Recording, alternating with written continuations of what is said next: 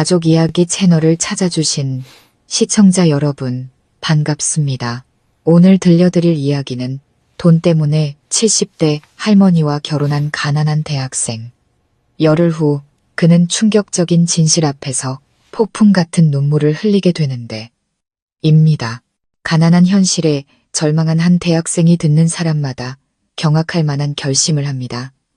바로 아픈 어머니를 살리기 위해 70대 할머니와 결혼하기로 한 것이죠. 차가운 거래일 뿐이라고 생각했던 이 결혼. 하지만 낡은 저택에서 생활한 지 불과 열흘 만에 그는 상상조차 못했던 거대한 진실과 마주하고 폭풍 같은 눈물을 쏟아내고 맙니다.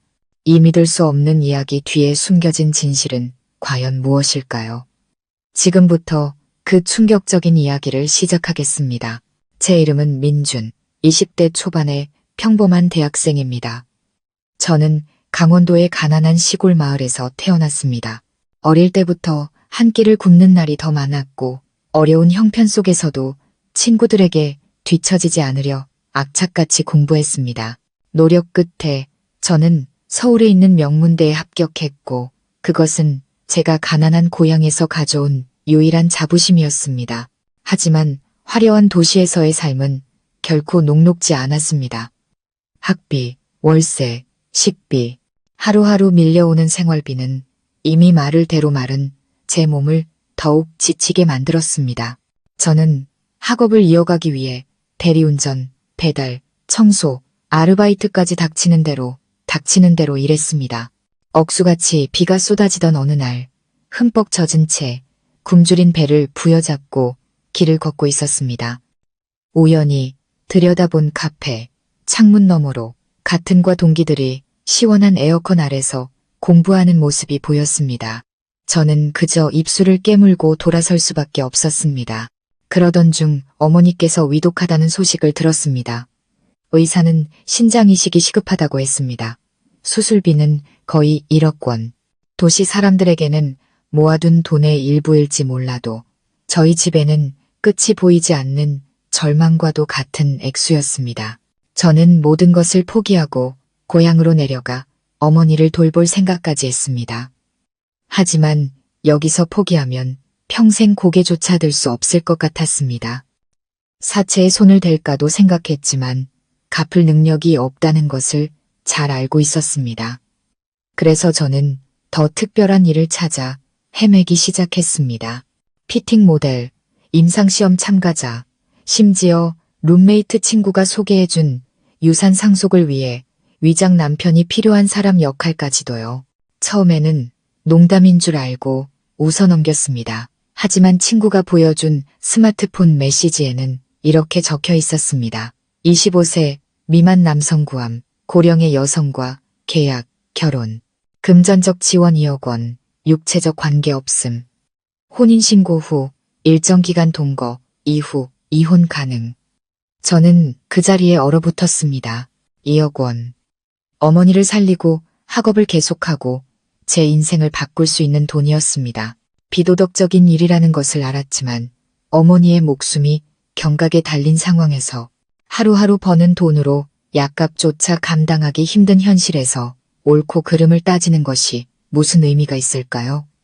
저는 밤새 아무 말도 하지 못했습니다.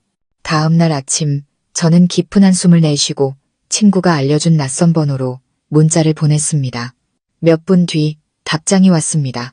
정말 돈이 필요하다면 오늘 저녁 종로의 한 카페에서 봅시다. 혼자 오세요. 이건 진지한 거래입니다. 저는 정시에 도착했습니다. 카페는 한산했고 노란 불빛이 공간을 어둡게 비추고 있었습니다. 가장 안쪽 구석에 한 할머니가 이미 앉아 계셨습니다. 짙은 색의 비단 저고리를 입고 하얗게 센 머리를 단정하게 쪽 쥔 모습, 손에는 고급 가죽 가방이 들려 있었습니다. 마치 예시아기에서 걸어 나온 듯한 기품 있는 모습이었습니다. 저는 다가가 조심스럽게 인사했습니다. 안녕하세요, 어르신. 할머니는 고개를 들었습니다. 깊고도 총명한 눈이었습니다. 그 눈빛은 저를 꿰뚫어 보는 듯 다정하면서도 날카로워 저를 멈칫하게 만들었습니다. 자네가 민준 군인가? 할머니의 목소리는 나지막하고 차분했습니다. 네, 맞습니다. 할머니는 제게 앉으라고 권한 뒤 본론으로 들어갔습니다. 내 이름은 서윤이, 71세, 자식은 없고 재산은 좀 있지. 서류상으로 내 법적 남편이 되어줄 사람이 필요하네. 이유는 알 것 없고 열흘 동안 나와 함께 살면서 예의 바르게 행동하고 내게 어떤 해도 끼치지 않으면 2억 원을 주겠네. 혼인신고 때 절반, 열흘 동거가 끝날 때 나머지 절반을 이체해주지. 저는 눈을 동그랗게 떴습니다. 감정이나 그런 건 필요 없으신가요?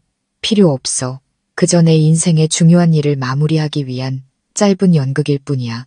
자네는 조용히 예의 바르게 내가 시키는 대로만 하면 되네. 그 후엔 서로 모르는 사람처럼 살면 되고. 할머니는 저를 보며 진지하게 덧붙였습니다. 하지만 한번 동의하면 물을 수 없네. 약속을 어기면 모든 것을 잃게 될 걸세. 저는 마른 침을 삼켰습니다.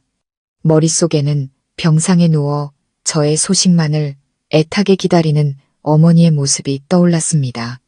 저는 고개를 끄덕였습니다. 하겠습니다. 혼인신고를 하던 날 저희는 아침 일찍 구청으로 향했습니다. 모든 사람이 저를 경악스러운 눈빛으로 쳐다봤고 몰래 사진을 찍는 사람도 있었습니다. 젊은 청년이 70대 할머니와 결혼하다니 그것도 숨기지 않고 당당하게 말입니다. 서윤이 할머니는 마치 오래전부터 각오한 듯 조금의 동요도 없이 평온했습니다. 저는 할머니 곁에서 부끄러움과 두려움에 사로잡힌 채 그림자처럼 걸었습니다. 하지만 스스로를 다독였습니다. 딱 열흘이야. 열흘만 지나면 다 끝날 거야. 그날부터 제 인생이 전혀 예상치 못한 방향으로 흘러가리라고는 꿈에도 생각하지 못했습니다. 아침에 혼인신고를 마친 후 저는 할머니께서 새로 결혼한 부부처럼 식사라도 하거나 담소를 나눌 줄 알았습니다. 하지만 할머니는 차갑게 한마디 던질 뿐이었습니다. 집으로 가지. 저는 말없이 할머니를 따랐습니다. 머릿속에서는 아침에 마주쳤던 사람들의 눈빛이 윙윙거렸습니다. 그들은 저를 기이한 생물체 보듯 했습니다. 70대 할머니와 결혼한 젊은 놈이라니 이상하게 보일만도 했죠. 낡은 4인승 세단이 저희를 태운 곳은 성북구의 깊은 골목 끝에 자리한 낡은 저택이었습니다. 이끼가 낀 2층짜리 집, 굳게 닫힌 철문은 공포 영화처럼 삐걱거리는 소리를 냈습니다. 주변은 너무나 고요해서 키 큰 나무들 사이로 부는 바람 소리가 선명하게 들릴 정도였습니다. 저는 저택을 올려다보았습니다. 고풍스러움과 음산함이 기묘하게 뒤섞인 곳이었습니다. 회색빛 벽, 반쯤 닫힌 창문, 담장을 뒤덮은 담쟁이 덩굴. 할머니가 이곳에 산다는 것을 직접 보지 않았다면 저는 당연히 폐가라고 생각했을 겁니다. 이제부터 자네는 뒤편에 있는 방에서 지내게. 2층에는 올라오지 말고 제사 지내는 방은 열지 말게. 그리고 저녁 8시 이후에는 집을 나서지 마. 할머니는 문 앞에 서서 감정 없는 목소리로 말했습니다. 저는 그 자리에 얼어붙었습니다. 그렇게까지 엄격하게 하실 필요가 있을까요? 자네가 서류에 도장을 찍었으니 따라야지. 딱 열흘이야. 잘 해내고 돈 받아가게. 할머니는 제 말을 단호하게 끊었습니다. 목소리가 높진 않았지만 더 이상 질문할 용기가 나지 않았습니다. 저는 불안한 마음을 안고 집 안으로 들어섰습니다. 집 안은 거의 빛이 들지 않았고 희미한 등불만이 얼룩진 벽과 먼지 쌓인 낡은 가구들을 비추고 있었습니다. 공기 중에는 한약재인지 혹은 다른 무엇인지 모를 기묘한 향기가 떠다녔습니다. 할머니는 저를 한 바퀴 둘러보게 한 뒤 아래층의 작은 방 앞에서 멈췄습니다. 열쇠에는 녹이 슬어 있었습니다. 여기가 자네 방이야. 냉장고, 선풍기, 침대, 개인 화장실도 있네. 내가 부르기 전엔 나올 필요 없어. 식사는 매일 문 앞까지 가져다 줄 걸세. 저는 작게 고개를 끄덕였습니다. 네, 감사합니다. 돌아서려던 할머니는 문득 멈춰서서 고개를 돌리지 않은 채 나지막이 말했습니다. 밤에 무슨 소리를 듣거나 무언가를 보더라도 절대 문을 열지 말게, 알겠나? 저는 온몸이 떨렸습니다. 어째서 그 말이 그토록 차갑게 느껴졌을까요? 저는 그저 작은 목소리로 대답할 뿐이었습니다. 네, 알겠습니다. 저는 문을 잠그고 방에 불을 켰습니다. 희미한 불빛 아래 방은 생각보다 나쁘지 않았습니다. 침구는 깨끗했고 작은 책상과 커튼이 달린 창문도 있었습니다. 그럼에도 불구하고 한여름인데도 불구하고 바닥 타일부터 벽까지 스며드는 한기에 저는 외투를 걸쳐야 했습니다. 저는 선풍기를 켜고 침대에 멍하니 앉아 있었습니다. 모든 것이 너무나 빠르게 일어났습니다. 며칠 전까지만 해도 자퇴를 고민하던 제가 이제는 70대 할머니의 법적 남편이 되어 도시 한복판의 기이한 저택에 살고 있었습니다. 창밖을 내다보니 어느새 날이 어둑해져 있었습니다. 바깥의 나무들이 조용히 흔들렸고 새소리는 전혀 들리지 않았습니다. 밤이 깊어질수록 공간은 숨막힐 듯한 침묵에 잠겼습니다. 잠깐 눈을 붙였을 때였습니다. 복도에서 작은 소리가 들려왔습니다. 처음에는 바람 소리인 줄 알았지만 이내 누군가 한 걸음 한 걸음 천천히 걷는 듯한 가볍고 느릿한 발소리가 들렸습니다. 저는 눈을 뜨고 굳게 닫힌 방문을 뚫어지게 쳐다봤습니다. 그리고 긴 한숨 소리가 들려왔습니다. 극심한 고통에 시달리는 여인의 것 같은 무거운 한숨이었습니다. 그 소리는 제 방문 틈새로 스며들었습니다. 저는 소름이 돋아 스마트폰을 꽉 쥐었습니다. 할머니께 문자를 보내려 했지만 할머니는 스마트폰이 아닌 구형 폴더폰을 쓰셨고 메신저 앱 같은 건 전혀 사용하지 않으셨습니다. 한숨 소리는 멎었다가 다시 들려왔습니다. 이번에는 흐느끼는 소리였습니다. 작지만 길고 애절하게 이어지는 울음소리였습니다. 저는 용기를 내어 문에 귀를 바싹 갖다 댔습니다. 울음소리는 멀어지다가 갑자기 뚝 그쳤습니다. 저는 식은땀을 흘렸습니다. 문득 할머니의 경고가 떠올랐습니다. 밤에 무슨 소리를 듣거나 무언가를 보더라도 절대 문을 열지 말게. 저는 침대에 쓰러지듯 누워 이불을 머리끝까지 뒤집어 썼습니다. 심장이 미친 듯이 뛰었습니다. 그날 밤 저는 다시는 눈을 붙이지 못했습니다. 다음날 아침 할머니의 말대로 시간제 도우미로 보이는 분이 제 방문 앞에 아침 식사를 가져다 주었습니다. 50대쯤으로 보이는 고단한 인상의 아주머니는 말이 없었습니다. 제가 무언가 물어보려 하자 그저 고개를 저으며 서둘러 자리를 떴습니다. 저는 서둘러 아침을 먹고 밖으로 나갔습니다. 낮에 집안은 밤보다 덜 음산했지만 여전히 싸늘했습니다. 저는 호기심에 집안을 둘러보기 시작했습니다. 거실에는 흑백 사진이 가득 걸려 있었는데 이상하게도 모두 같은 남자의 사진이었습니다. 양복을 입은 젊은 남자, 단정한 얼굴의 그 남자였습니다. 모든 사진에서 할머니는 그 남자 곁에 서 있었습니다. 때로는 웃고 때로는 무표정하게 서 있었지만 모든 사진 속 할머니의 눈빛은 아주 기묘했습니다. 사랑과 슬픔이 뒤섞인 듯한 눈빛이었습니다. 자세히 들여다보니 그 남자가 저와 몇 군데 닮았다는 것을 깨달았습니다. 저는 등골이 오싹해졌습니다. 바로 그때 할머니가 2층에서 찻잔을 들고 내려왔습니다. 할머니는 나지막이 말했습니다. 그분의 사진에 함부로 손대지 말게. 저는 깜짝 놀랐습니다. 죄송합니다. 그분은 할머니는 저를 한참 동안 바라보다가 조용히 대답했습니다. 내 남편이었네. 내가 유일하게 사랑했고 45년 전에 잃어버린 사람이지. 저는 무슨 말을 해야 할지 몰랐습니다. 가슴속에서 무언가 울컥했습니다. 왜 내가 그분과 닮았을까? 왜 할머니는 나를 선택했을까? 이 얼굴 때문인가? 돌아서기 전 할머니는 저를 숨막히게 하는 한마디를 덧붙였습니다. 자네가 그 사람과 그토록 닮지 않았다면 내가 굳이 자네와 결혼할 필요는 없었을 걸세.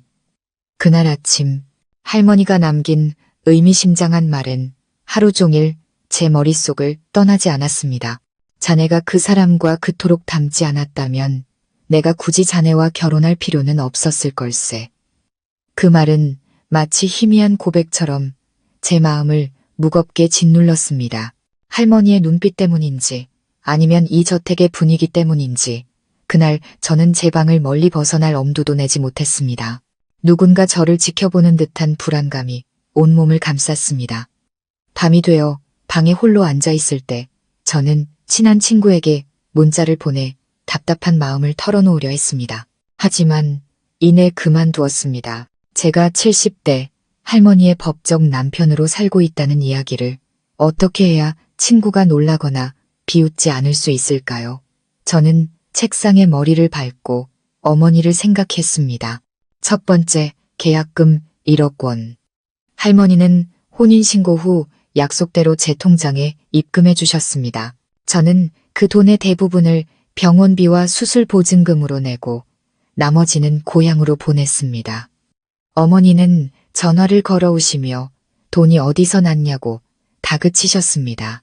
저는 그저 친구들에게 빌렸다고 얼버무렸습니다. 저는 어머니를 속이고 제 자신을 속였으며 이제는 이 집 자체에 속고 있는 것 같았습니다. 다음 날 아침 비가 내렸습니다. 추적추적 내리는 비는 주변 공간을 더욱 무겁게 만들었습니다. 할머니는 아침부터 저녁까지 모습을 보이지 않았고 2층으로 향하는 문은 굳게 닫혀 있었습니다. 가사도우미 아주머니도 오지 않았습니다. 집안에는 저와 침묵만이 존재했습니다. 저는 방 안에 하염없이 앉아 기와장에 떨어지는 빗소리를 들으며 불안한 마음을 다독였습니다. 다시 2층이 생각났습니다. 할머니가 절대 올라가지 말라고 금지했던 곳. 왜 금지했을까? 저는 스스로에게 물었습니다. 그냥 집의 한 층일 뿐인데 아니면 내가 알아서는 안 될 무언가가 있는 걸까? 생각할수록 호기심은 커져갔고 마침내 호기심이 두려움을 이겼습니다. 저는 조심스럽게 방을 나와 주위를 둘러보았습니다.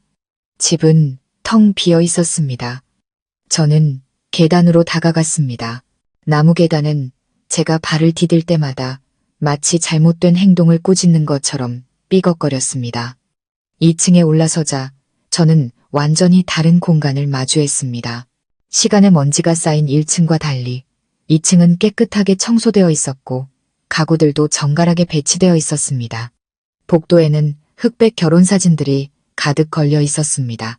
복도 중앙에는 연꽃 문양이 정교하게 조각된 커다란 나무문이 있었고 문 위에는 전생의 인연이라는 글귀가 새겨져 있었습니다.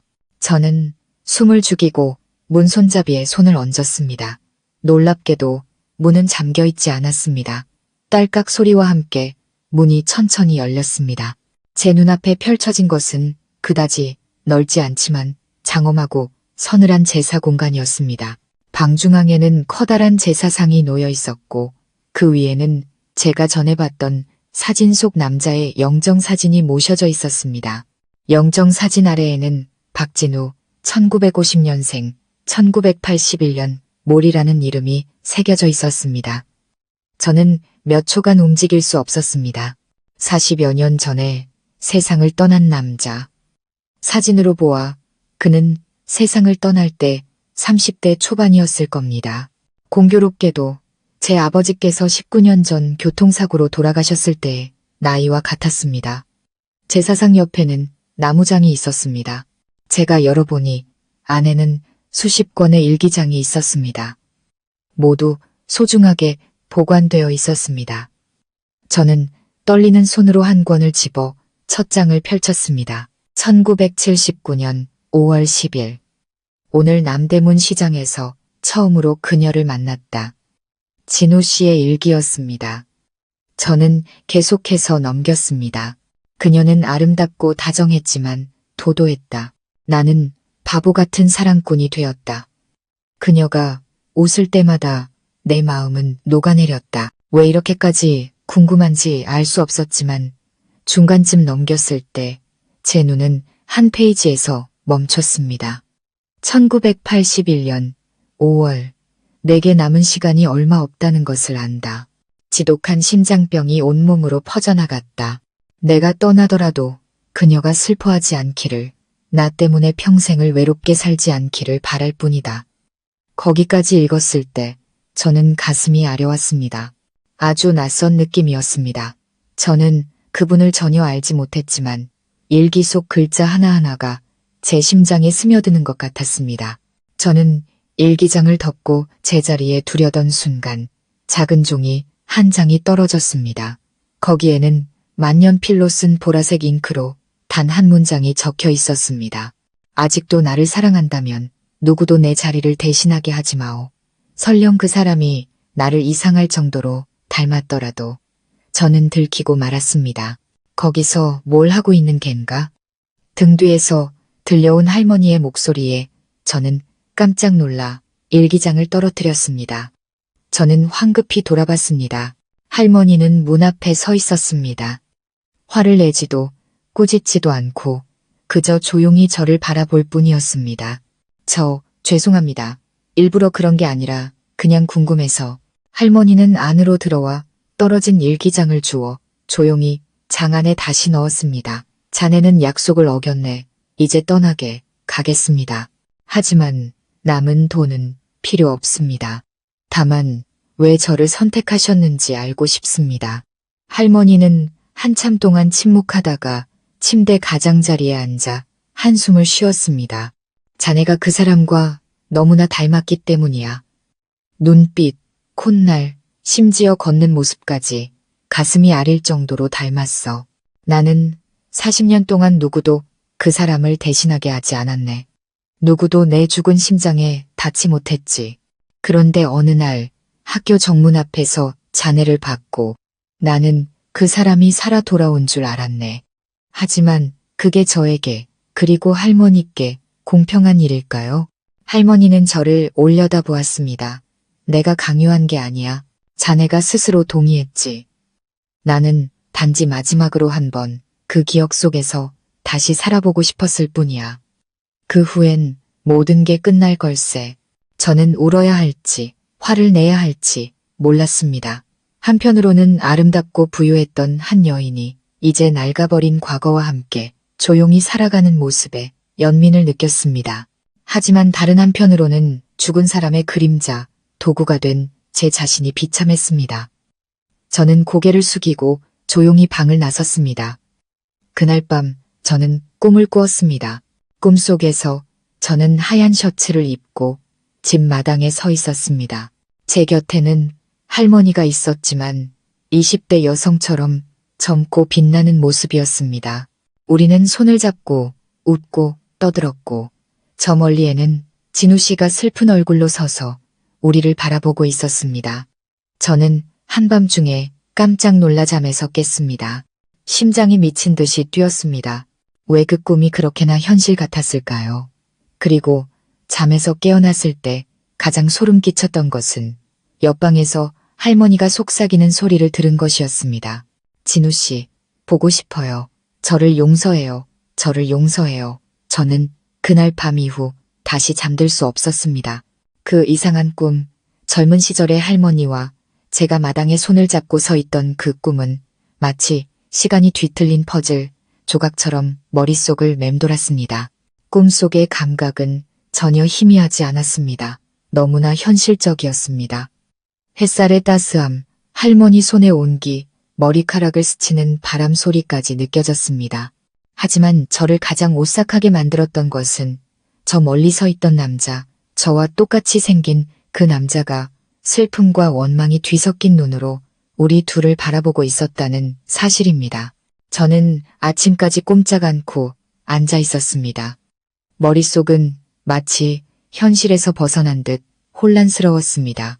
저는 이것이 단순히 돈을 위한 계약 결혼이 아니라는 것을, 무언가 더 깊고 잘못된 것에 빠져들고 있다는 것을 직감했습니다. 다음 날 아침 비는 그쳤고 노란 햇살이 커튼을 뚫고 들어와 집안의 축축함을 말려주는 듯 했습니다.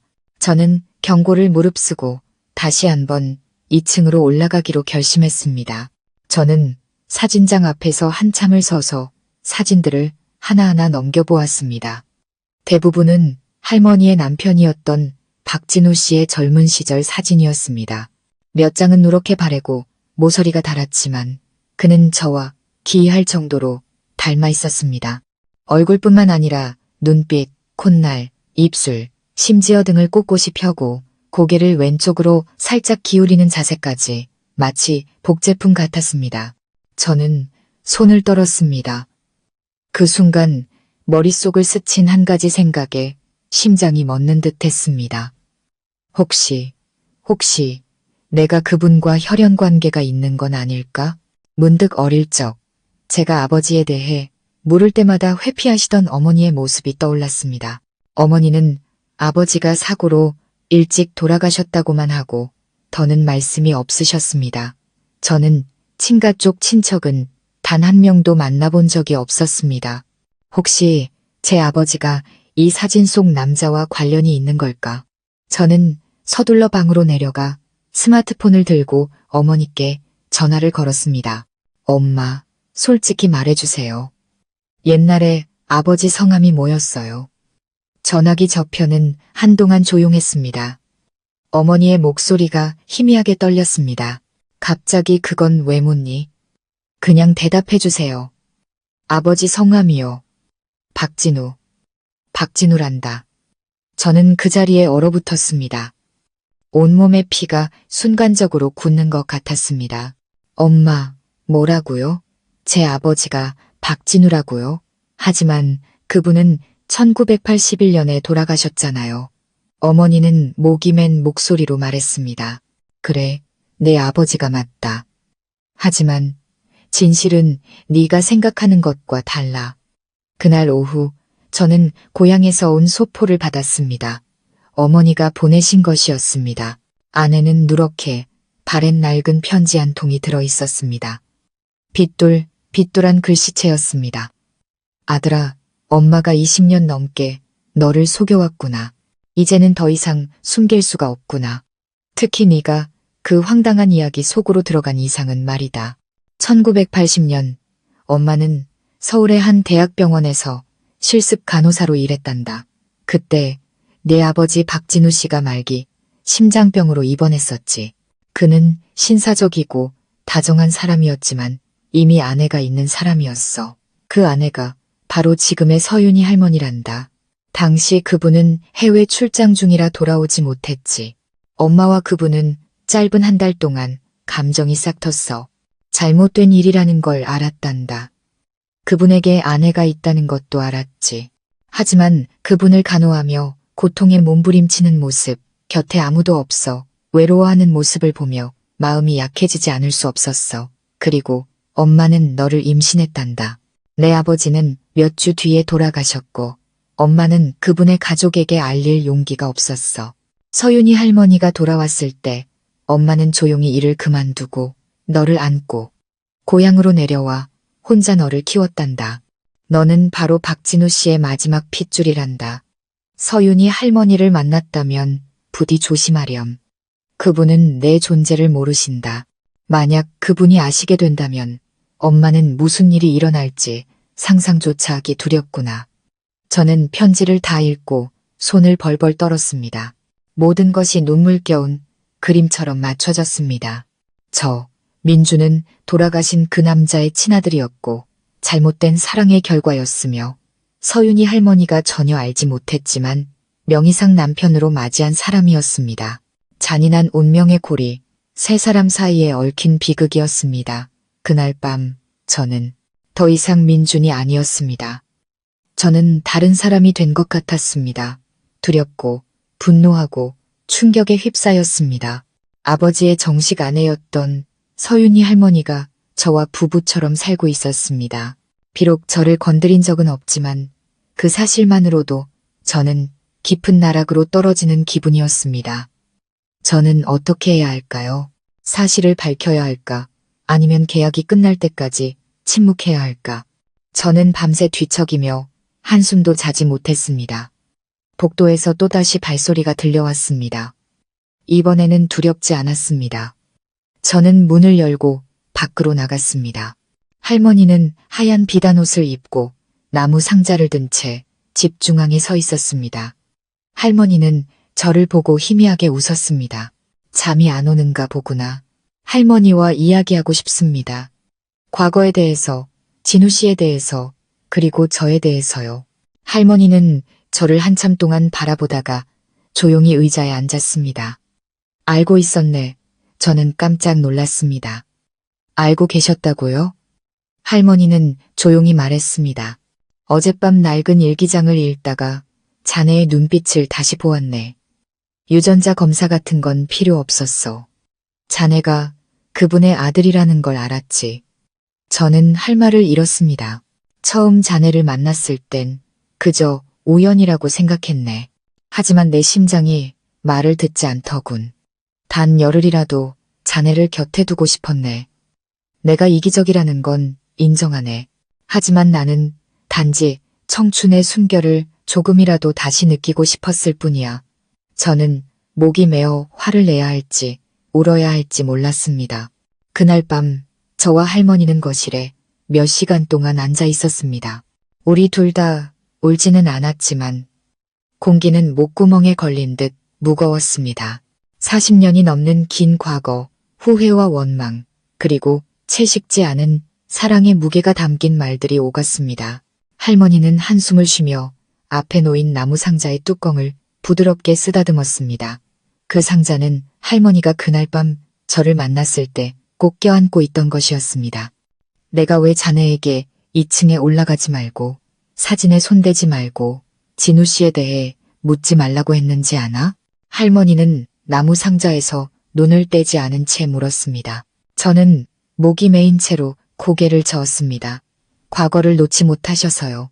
아니, 할머니는 고개를 저었습니다. 그걸 열면 내가 살아남지 못할 거라고 생각했기 때문이야. 저는 할 말을 잃었습니다. 할머니는 거의 반평생을 남편도 자식도 친척도 없이 외롭게 살아왔습니다. 모든 재산과 사업을 지켜온 것도 상실감을 피하기 위해서였습니다. 그분이 세상을 떠난 날 할머니는 울지도 한탄하지도 않았지만 마음은 그때부터 죽어 있었습니다. 저는 감히 끼어들지 못하고 조용히 듣고만 있었습니다. 제 앞에 있는 이 여성은 서류상 아내였지만 이제는 전혀 다른 모습으로 다가왔습니다.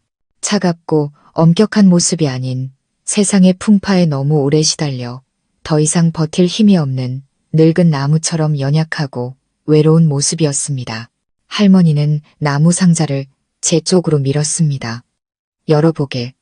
저는 천천히 뚜껑을 열었습니다. 안에는 낡은 편지, 뭉치, 몇 가지 작은 물건, 결혼 반지, 목걸이, 그리고 정, 짐이라는 글자가 수놓인 비단 손수건이 들어있었습니다. 저는 목걸이를 들어 부드럽게 만져보았습니다. 그것은 지금 할머니의 손처럼 가늘고 차가웠으며 약간 떨리고 있었습니다. 나는 이 모든 것을 내가 죽을 때 함께 묻으려고 했네. 하지만 이제 이걸 자네에게 주고 싶어. 할머니의 목소리는 느릿했습니다. 자네가 이 물건들을 간직할 권리가 있는 마지막 사람이기 때문이야. 저는 어떻게 반응해야 할지 몰랐습니다. 지금 일어나는 일은 제 상상을 훨씬 뛰어넘는 것이었습니다. 저는 어머니의 병원비를 위해 계약을 하러 이곳에 왔습니다. 하지만 이제 저는 할머니가 깊이 사랑했던 남자의 아들이자 낡아버린 기억의 산증인이 되었으며 세상에서 가장 기이한 연극 속에서 제 아버지의 자리에 놓인 사람이 되었습니다. 제가 그분의 아들이라는 걸 언제 아셨어요? 저는 조용하지만 의심 가득한 목소리로 물었습니다. 이틀째 되던 날, 자네가 마당 아래 앉아 있을 때 얼굴을 자세히 보고 알았네. 처음에는 내가 늙어서 헛것을 보나 했지. 하지만 자네가 제사상 옆에 서 있는 모습을 봤을 때 그 사람과 똑같은 자세로 고개를 기울이는 모습을 보고 심장이 멎는 줄 알았네. 그런데 왜 말씀하지 않으셨어요? 왜 계속 저를 붙잡아 두셨어요? 저는 씁쓸하게 물었습니다. 내가 이기적이었기 때문이야. 할머니는 저를 똑바로 바라보았습니다. 내가 이럴 권리가 없다는 걸 알았네. 하지만 자네를 보면 오늘날까지 나를 살게 한 그 남자의 모습이 보였어. 단 열흘이라도 자네를 곁에 두고 싶었네. 저는 침묵했습니다. 나는 아이가 없네. 임신한 적이 있었지만 사고로 일찍 잃었지. 그 후로는 다시 아이를 가질 수 없었네. 할머니는 조용히 고개를 숙였습니다. 자네는 그분의 핏줄을 이은 유일한 아이야. 내가 진실을 알았을 때 얼마나 기뻤는지 자네는 모를 걸세. 할머니의 목소리가 떨리기 시작했습니다. 저는 할머니의 눈가가 떨리는 것을 보았습니다. 할머니는 더 이상 제가 생각했던 기이한 노인이 아니었습니다. 늦었지만 여전히 아들이라는 한 단어에 가슴 아파하는 어머니였습니다. 미안하네. 만약 자네가 역겹다고 느낀다면 당장 여기서 떠나고 싶다면 잡지 않겠네. 그리고 남은 1억 원은 약속대로 자네에게 보내주겠네. 돈은 필요 없습니다. 저는 생각 없이 불쑥 말했습니다. 할머니는 고개를 들어 저를 보았습니다. 눈이 붉게 충혈되어 있었습니다. 뭐라고? 돈은 필요 없다고 말씀드렸습니다. 이제 저는 단지 운명이 왜 저를 이곳으로 이끌었는지 알고 싶을 뿐입니다. 무언가 정해진 것이 있었던 걸까요? 할머니는 대답하지 않았습니다. 그저 울음을 터뜨렸습니다. 다음 날 아침, 저는 해가 높이 떴을 때 잠에서 깼습니다. 마음이 깨끗하게 씻겨나간 듯 더 이상 무겁지도 막막하지도 않았습니다. 저는 제가 무엇을 해야 할지 알았습니다. 저는 2층으로 올라갔습니다. 이번에는 몰래 가지 않았습니다. 제사 방의 문은 열려 있었습니다. 저는 진우 씨의 제사상 앞에 서서 향을 하나 피우고 오랫동안 고개를 숙였습니다. 아버지. 저는 지난 20년간 한 번도 내뱉지 못했던 마음의 소리를 나지막이 불렀습니다. 저는 무릎을 꿇고 한 번도 만나지 못한 아버지를 향해 아들이 하고 싶었던 이야기들을 털어놓았습니다. 제가 이제 다 컸다는 것, 어머니가 고생하셨다는 것, 그리고 지금 제가 아버지가 예전에 살았던 바로 그 집에서 살고 있다는 것을요. 제가 일어섰을 때 할머니는 어느새 문 앞에 그림자처럼 조용히 서 있었습니다. 할머니는 울지 않았습니다. 그저 저를 마치 자신의 친아들을 보는 것처럼 바라볼 뿐이었습니다. 이제 자네를 민준이라고 불러도 될까? 남편도 아니고 계약자도 아닌 그냥 민준이라고. 저는 부드럽게 고개를 끄덕였습니다. 네, 할머니께서 더 이상 외롭지 않으시다면 뭐라고 부르셔도 괜찮습니다. 할머니는 고개를 떨구었고 차가운 바닥 위로 굵은 눈물방울이 뚝뚝 떨어졌습니다. 계약 결혼에 남은 사흘은 더 이상 부담이 아니었습니다. 저와 할머니는 더 이상 그 이상한 관계가 아니었습니다. 저는 할머니 곁에서 유일한 가족, 손자처럼 아들처럼 지냈습니다. 저는 할머니께 어머니에 대해, 가난했던 어린 시절에 대해, 밤을 새워가며 배달 일을 했던 것에 대해 이야기했습니다. 할머니는 저에게 당신과 진우 씨가 사랑했던 시절, 강릉으로 떠났던 여행, 몇 장에 걸쳐 쓴 손편지, 서울역에서 기차를 기다리던 순간들에 대해 이야기해 주었습니다. 마지막 날 밤, 할머니는 저를 뒷마당으로 데려갔습니다. 늙은 자두나무 아래 할머니는 쇠 상자 하나를 묻었습니다. 안에는 집문서, 통장, 예금 증서가 들어있네. 모두 자네 이름으로 해두었어. 하지만 이 집은 팔면 안 되네. 평생을 사랑하고 기다린 한 여자의 마지막 기억으로 간직해주게. 저는 목이 메었습니다. 할머니, 저는 할머니를 떠나지 않을 거예요. 할머니는 부드럽게 웃으며 마치 다정한 어머니처럼 제 머리를 쓰다듬었습니다. 이 아이는 말하는 것까지 진우 씨를 꼭 닮았구나. 고요한 저택에서의 7번째 밤이 끝날 무렵 저는 2층 발코니에 홀로 앉아 있었습니다.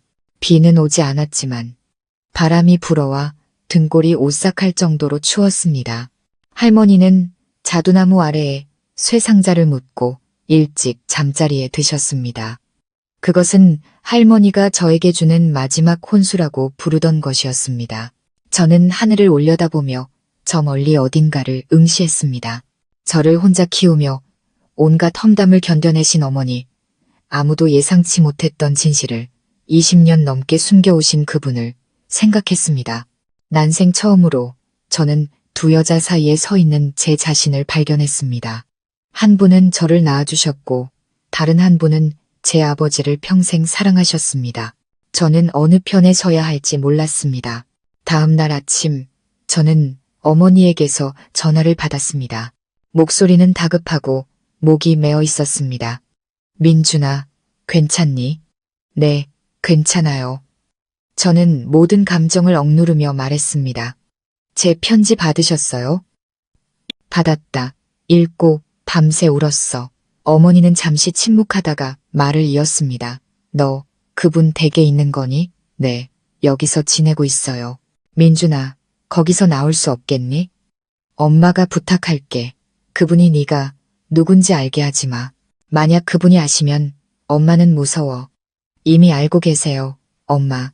저는 말을 끊고 조용히 말했습니다. 전화기 저편은 침묵에 잠겼습니다. 저는 계속했습니다. 화내지도 않으시고 저한테 아무것도 하지 않으셨어요. 오히려 우셨어요. 그분의 핏줄을 이은 유일한 아들이라고 부르셨어요. 뭐라고? 어머니는 목이 메었습니다. 그분이 받아들이셨다고. 받아들이셨을 뿐만 아니라 가지고 계신 모든 것을 저에게 주셨어요. 엄마, 이게 운명인지 시험인지 모르겠지만 아마 하늘이 모든 것을 계획해 놓으신 것 같아요. 어머니는 한동안 말이 없었습니다.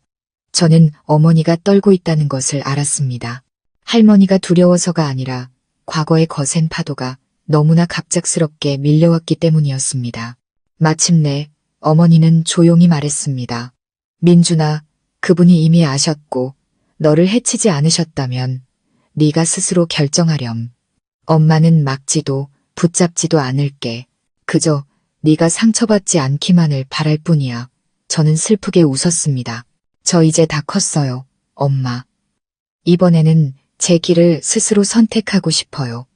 그날 오후, 저는 어머니를 모시고 서울로 올라왔습니다. 어머니는 두려워하면서도 제 말을 따랐습니다.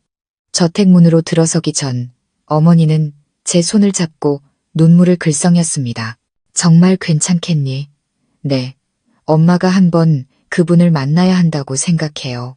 과거를 마무리하기 위해서요. 한 남자를 사랑했고 같은 아들을 둔 여자들로서 서로를 마주하기 위해서요. 문이 열리자 할머니가 마당에서 차를 마시고 계셨습니다. 어머니를 보자 할머니는 찻잔을 내려놓았습니다. 눈빛에는 분노도 놀라움도 없이 평온함만이 깃들어 있었습니다. 어머니는 고개를 숙여 인사했습니다. 안녕하세요. 당신은? 제가 다가가 어머니의 손을 잡았습니다. 할머니, 이분이 제 친어머니세요. 아버지 진우 씨와의 사이에서 저를 낳으신 분이요. 공기가 얼어붙는 듯 했습니다. 1초, 2초, 마치 온 세상이 숨을 죽인 것 같았습니다. 할머니는 자리에서 일어나 어머니에게 다가갔습니다. 찬찬히 뜯어보는 눈빛이었습니다. 할머니는 조용히 말했습니다. 당신이 은숙 씨. 어머니는 깜짝 놀랐습니다. 저를 아세요? 그때 대학병원에서 당신을 본 적이 있네. 진우 씨가 입원했을 때 그에게 사과를 깎아주던 젊은 간호사가 바로 당신이었지. 나는 알고 있었네. 그저 모른 척 했을 뿐이야. 어머니는 울음을 터뜨렸습니다. 입을 막고 흐느끼며 말했습니다. 죄송합니다. 일부러 그런 게 아니었어요.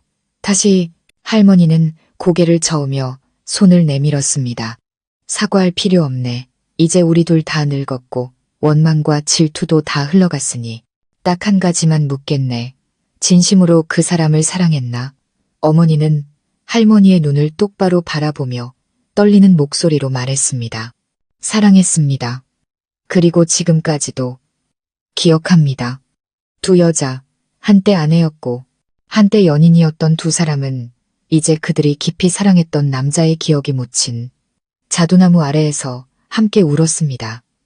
저는 그 모습을 보며 코끝이 찡해졌습니다. 그 순간 저는 더 이상 돈 때문에 이곳에 온 가난한 대학생 민준이 아니었습니다. 저는 불완전했지만 진실했던 사랑의 결실이었습니다. 그리고 저는 이 모든 것을 가장 아름다운 방식으로 끝내기 위해 무언가를 해야 한다는 것을 알았습니다. 계약 결혼의 마지막 사흘은 늦가을 바람처럼 가볍게 흘러갔습니다. 저는 더 이상 혼인신고서 위에 서명에 얽매이지 않았습니다. 과거에 대한 집착도 사라졌습니다. 오히려 책임감을 느꼈습니다. 아무도 하지 않았던 일을 해야 할 책임감. 한 남자로 인해 무너졌던 두 인생을 이어주는 것 말입니다. 열흘째 되던 날 밤 할머니가 물었습니다. 내일 떠나는 건가? 저는 고개를 끄덕이고는 뜻밖의 말을 했습니다. 하지만 다시 돌아올 겁니다. 이번에는 돈 때문이 아니라 할머니 곁에 있고 싶어서요. 할머니는 멍하니 저를 바라보았습니다. 뭐라고? 어머니와 상의했어요.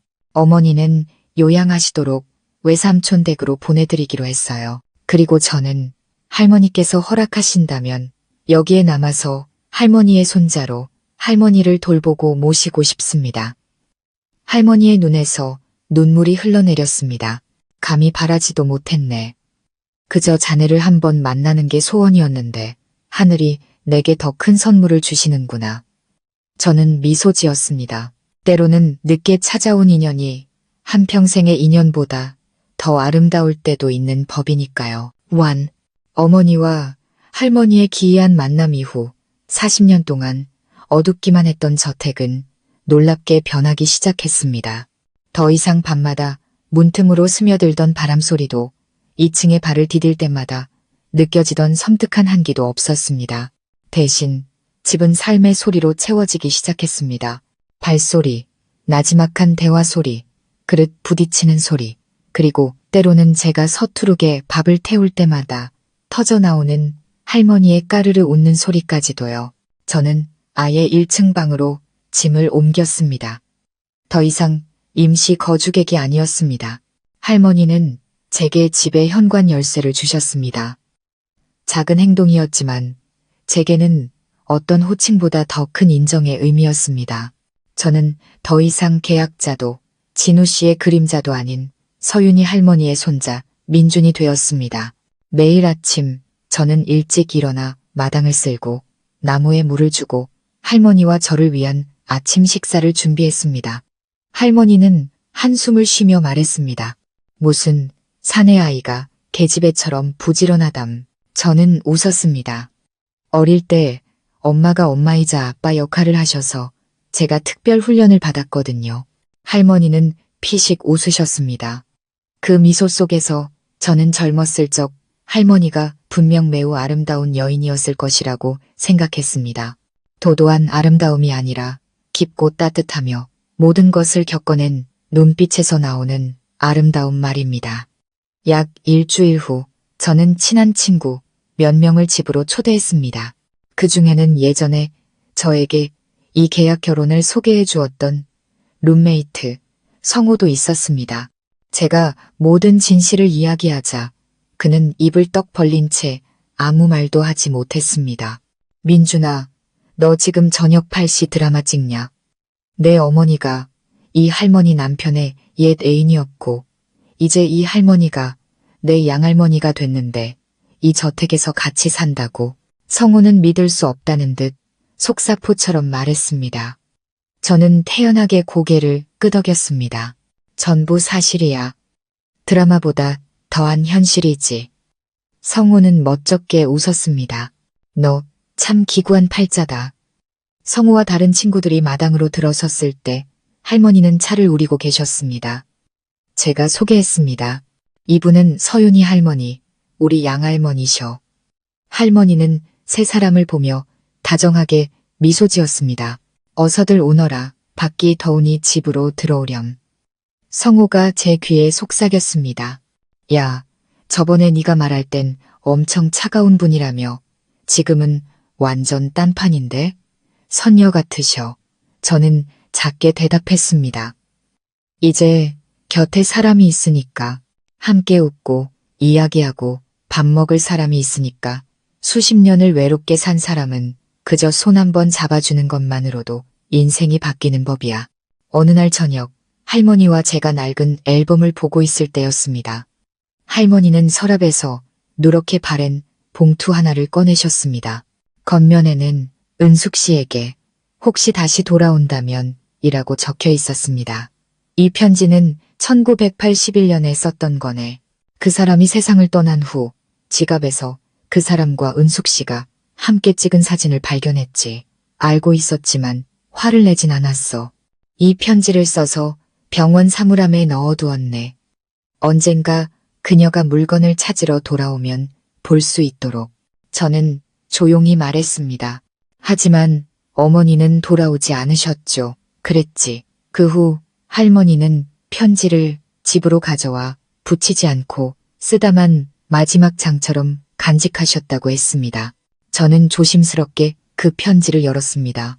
오래전 할머니의 손글씨가 그대로 남아 있었습니다. 은숙 씨, 저는 모든 것을 압니다. 당신이 그를 사랑했고, 당신이 제가 남편이라 부르는 사람의 핏줄을 가졌다는 것을요. 하지만 당신을 원망하지 않습니다. 그가 진심으로 당신을 사랑했고, 당신이 그를 사랑했다면 그 감정은 저주받을 것이 아니라 존중받아야 마땅합니다. 단 한 가지 바랍니다. 훗날 아이를 낳거든 그 아이를 올바르게 키워주세요. 그 아이가 비록 엇갈린 사랑 속에서 태어났지만 진실한 사랑의 결실이라는 것을 알게 해주세요. 돌아오실 필요는 없습니다. 그저 잘 살아주시기만 하면 됩니다. 당신이 없었다면 아마 그는 마지막 날들을 외롭게 보냈을 테니까요. 저는 편지를 다 읽고 접었습니다. 눈물이 하염없이 흘러내렸습니다. 진실한 사랑은 증오, 질투, 그리고 사회적 편견마저도 뛰어넘을 수 있었습니다. 그리고 그 쓰다만 마지막 장에서 태어난 저는 과거가 온전히 닫힐 수 있도록 다리가 되어준 행운아였습니다. 그날 이후 할머니는 마음을 더 활짝 여셨습니다. 동네 노인정에도 나가시고 옛 친구들을 집으로 초대해 차를 마셨습니다. 그럴 때마다 할머니는 자랑스럽게 소개했습니다. 얘가 민준이 내 손자야. 내가 40년을 기다린 아들이지. 저는 할머니 곁에 서서 웃었습니다. 마음이 이상하게 따뜻했습니다. 할머니가 그렇게 행복해 하시는 모습은 처음이었습니다. 심지어 할머니는 제게 새 유언장을 작성해야 하니 증명사진을 찍어오라고 하셨습니다. 할머니는 농담처럼 말했습니다. 이 나이가 되면 하루하루가 소중해. 나중에 자네 귀찮게 하지 않으려면 미리 서류 정리를 해둬야지. 저는 입술을 깨물고 할머니의 손을 꽉 잡았습니다. 할머니는 오래오래 사실 거예요. 제가 어디 못 가게 할 거니까요. 할머니는 이 세상에서 제가 결코 잊지 못할 가볍고 맑은 미소를 지으셨습니다. 낡은 저택에서의 삶은 평온하고 따뜻하며 부드러운 세장으로 넘어간 듯했습니다. 하지만 인생은 누구도 만약이라는 단어를 장담할 수 없는 법. 사람이 가장 평안하다고 느낄 때 종종 불행은 문을 두드립니다. 그날은 일요일 아침이었습니다. 제가 마당에서 나무에 물을 주고 있는데 검고 번쩍이는 세단 한 대가 저택문 앞에 멈춰 섰습니다. 차문이 열리고 키가 크고 고급스러운 옷차림에 중년 여성이 내렸습니다. 그녀 뒤에는 가죽 재킷에 선글라스를 낀 험상궂어 보이는 젊은 남자가 따라 내렸습니다. 할머니는 집안에서 차를 마시며 책을 읽고 계셨습니다. 제가 안으로 들어가 조용히 말했습니다. 할머니, 손님이 오신 것 같아요. 할머니는 고개를 들었습니다. 손님이라는 말에 얼굴이 순간 굳어졌습니다. 할머니는 찻잔을 내려놓고 일어나 천천히 마당으로 걸어 나갔습니다. 그 여자를 보자마자 할머니는 멈칫했습니다. 눈빛이 살짝 흔들렸지만 이내 평정을 되찾았습니다. 오랜만이네요, 윤희 언니. 그 여자가 미소를 지으며 말했습니다. 동사무소에서 언니가 남에게 새 유언장을 써줬다는 소식을 들었어요. 궁금하지 않을 수가 없더라고요. 저는 뒤에 서서 조금 놀랐습니다. 남이라니. 할머니는 그 질문에 대답하지 않았습니다.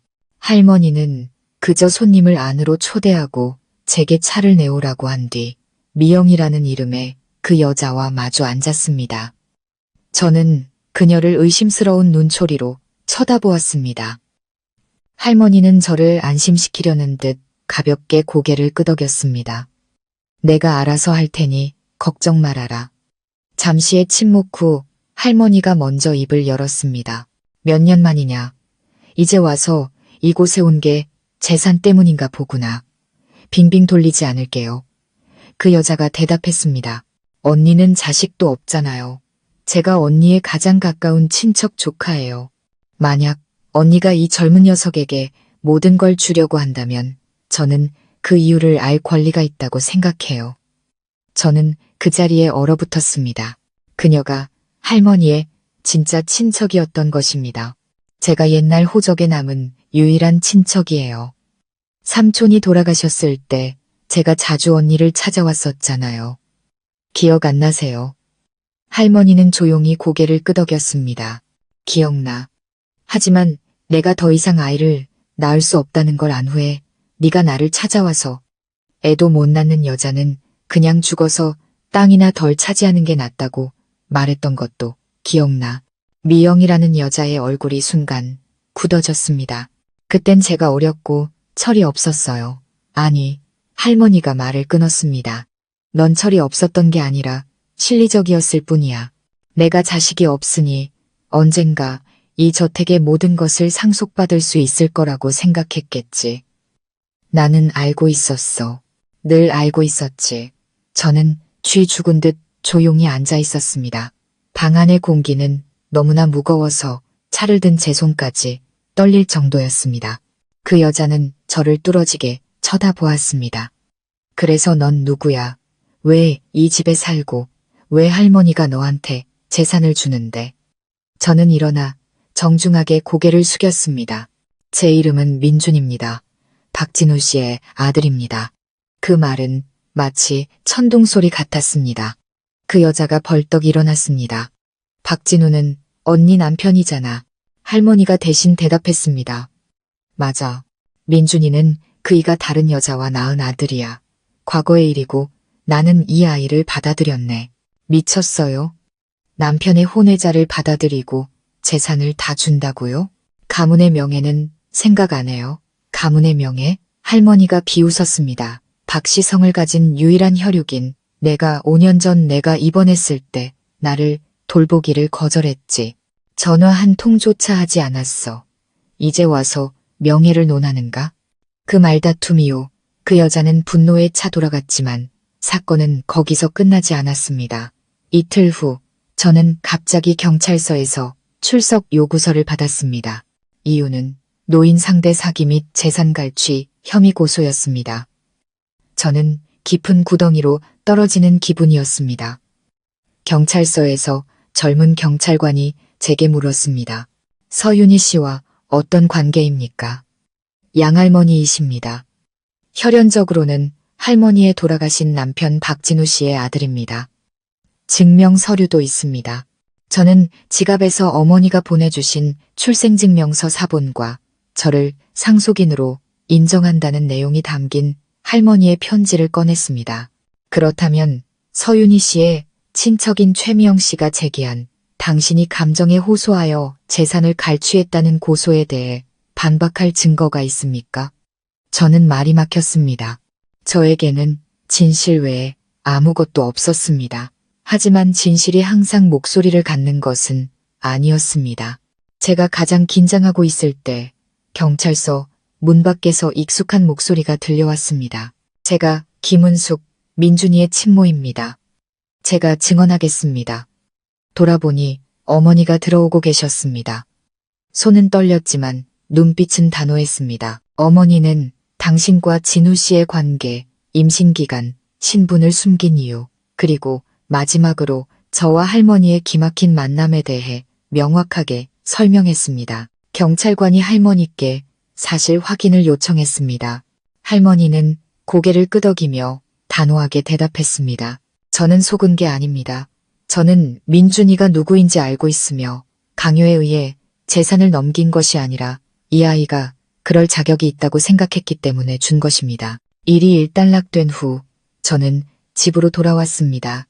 저택은 예전처럼 조용했지만 이번에는 무언가 달랐습니다. 견고하다고 생각했던 벽에 얇은 균열이 생긴 것 같았습니다. 그날 밤 할머니는 오랫동안 조용히 앉아 계셨습니다. 책도 읽지 않고 차도 마시지 않았습니다.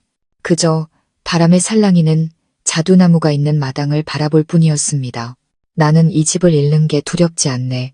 재산도 아깝지 않아. 단지 사람에 대한 믿음을 잃는 게 두려울 뿐이야. 저는 할머니 곁에 앉아 조용히 말했습니다. 할머니는 아무것도 잃지 않으셨어요. 제가 여기 있고 어디에도 가지 않을 거니까요. 어머니가 경찰서에 출석해 증언한 후 모든 일이 마무리될 것이라고 생각했습니다. 하지만 저는 틀렸습니다. 진짜 폭풍은 이제 막 시작된 것이었습니다. 이틀 후 할머니와 함께 서재에서 낡은 책들을 정리하고 있을 때 제 스마트폰으로 또다시 문자가 왔습니다. 그 늙은 할망구 속인 게 그걸로 끝난 줄 알아? 동네 방네 내 진짜 얼굴을 다 알려주마. 너희 모자는 그냥 사생아일 뿐이야. 그 저택을 통째로 삼킬 생각은 꿈도 꾸지 마. 저는 그 자리에 얼어붙었습니다. 심장이 마구 뛰었습니다. 발신 번호가 없는 대포폰 문자였습니다. 누가 보냈는지 짐작은 갔지만 아무것도 할 증거가 없었습니다. 할머니는 제 넋이 나간 모습을 보고 물으셨습니다. 무슨 일이냐, 민준아? 저는 스마트폰을 주머니에 넣고 고개를 저었습니다. 아무것도 아니에요, 할머니. 그냥 스팸 문자예요. 익숙해요. 하지만 제 마음속에는 불안감이 싹트기 시작했습니다. 그날 오후 할머니께 드릴 음식을 사러 나갔을 때였습니다.